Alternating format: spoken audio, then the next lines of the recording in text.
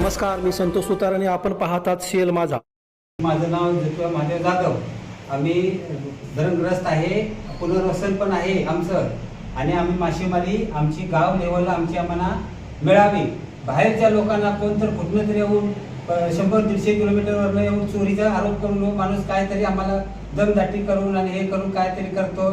आणि पुन्हा गावच्या स्थानिक लोकांना मिळत नाही, कुठल्या तर बाहेरच्या गावच्या लोकांना काहीतरी करतात दमदाटी हे ते करून. काय करणार आम्हाला? फक्त आमच्या गावच्या लोकांचा विकास, गावच्या लोकांचं आमचं सगळं मच्छीमारी हे ते सगळं आमच्या गावच्या लोकांना व्हायला पाहिजे. अजिबात कुठल्या बाहेरच्या गावाचा माणूस नाही. आणि हो गावच्या पंचायतीचं आणि गावच्या लोकांचं म्हणून मिळूच पाहिजे. बाहेरच्या एकाही माणसाचा कुठलाही येता कामा नाही. जमिनी आमच्या गेलेल्या आहेत, घरं आमची उद्योग झालेली आहेत, आम्ही पाण्यात खाली गेलेलो आहोत. आजपर्यंत आम्ही 40 वर्ष झाली, आमच्या पदरात नाही, आम्ही राबव खातोय. आणि आजपर्यंत आम्हाला काय नाही. त्याच्यामुळे आम्हाला हे धरण गरज असल्यामुळे आम्ही आमची परीक्षा घेऊन पाण्यात आम्हाला 7 ते रात्री 7:30-8 वाजेपर्यंत आमची परीक्षा घेतल्या. आणि त्याचा अजून मोबला जाऊन 4 वर्ष 2004 पासून हे चालू आहे. अजून यांचं काय नाही. आम्ही काय करायचं आणि काय खायचं, आम्ही कसं करायचं? आणि आम्ही गेल्यानंतर आम्हाला पाण्यात बुडून मारतो, हे करतो, असं बाहेरचे लोक म्हणून देतात. जी पंचायत मिटिंग असताना गावात येऊन तो बाहेर गाडी लावून दुसऱ्याच्या शेतामध्ये जात आहे आणि त्या घरात बसवून आम्हाशी दम देत आहे. मग आमच्या एका मित्रानं पैसे कोण गोळा करत आहे आणि कोण घेत आहे, नाव अशोक मोहितेचं सांगतात, हे ती खोटं सांगतोस म्हणून त्या पोलीस पाटलानं माझी 2 कानपट्या मारल्या त्याला. कुणाच्या? राजेश मोरेच्या समोर.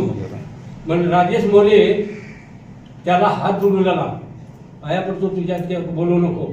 पण खोटं का बोलते अशी? तुम्ही चोरी करते अशी आणि खोटं बोलून अनुदान लुटते अशी. आज सपोज तिची हीच परिस्थिती चालली. मग ती गाडी काढल्या, आम्ही पाठला केलो त्याचा, पण तिथे गावच नाही. गाडी काढल्याने त्याच्या घरातलं पार्सल झाला. आमची मिटिंग इकडे असताना तिकडे गेला. मग अशा लोकांना दान देण्यापेक्षा गावकरी खाऊन दे, हे आमचं म्हणणं आहे.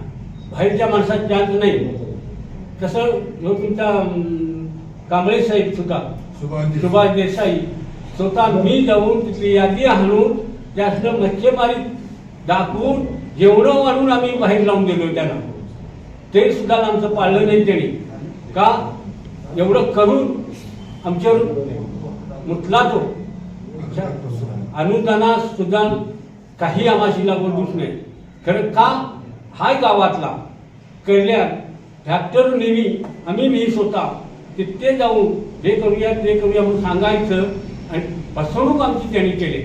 आज सकोल सुरेश शंकर चिरमुरकर, राहणार तुडी आहे. मी बरेच वर्ष 25-30 वर्ष झाली मासेमारी करतोय. पहिली एक केस माझ्यावर हे करण्यासाठी जाळी चोरीची एक केस टाकली, मला अटक झाली मला. त्यानंतर रात्री चोरून मासे मारत्या दुसरी केस टाकल्या.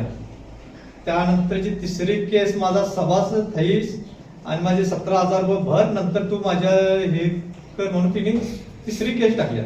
खोटी अशी मी 3 केशी त्याच्या पोलीस स्टेशनच्या हे झालोय.